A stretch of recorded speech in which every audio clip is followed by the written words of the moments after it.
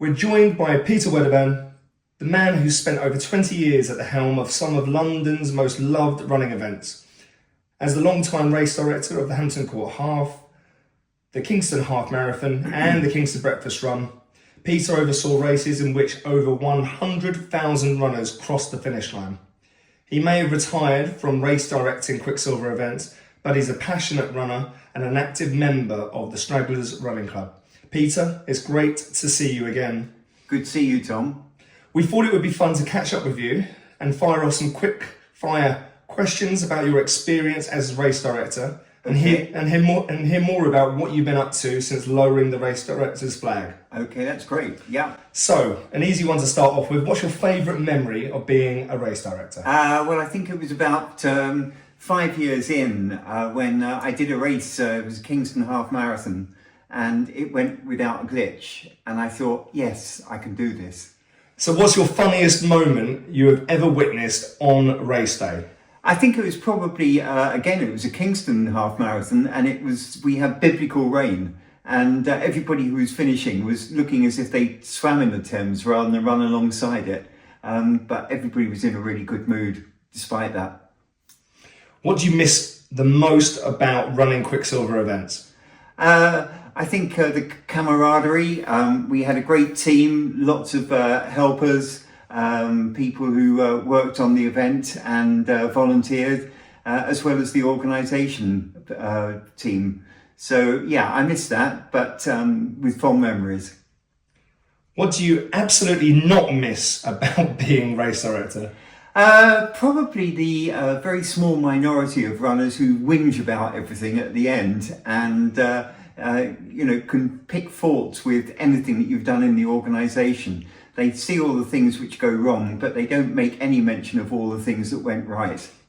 What was the biggest behind-the-scenes challenge runners never noticed? I think Hampton Court Half in, I think it was 2014, when the Thames flooded and the course was underwater for over a week before the actual event took place. Everybody told me there was no way it was going to go, but in the end the water dropped on the Thursday before the race and we went ahead and it was no problem. But people have got no idea about the trauma that went on behind that. They never do. What's the most heartwarming moment you remember from all of those finish lines? I think it was probably some of the slower runners, people who were doing a half marathon for the first time and had set their goals to do it, and despite the fact that whatever time they did, they actually finished and they felt a great sense of achievement, and that was a wonderful thing to watch. What have you been spending your time doing since passing the baton on?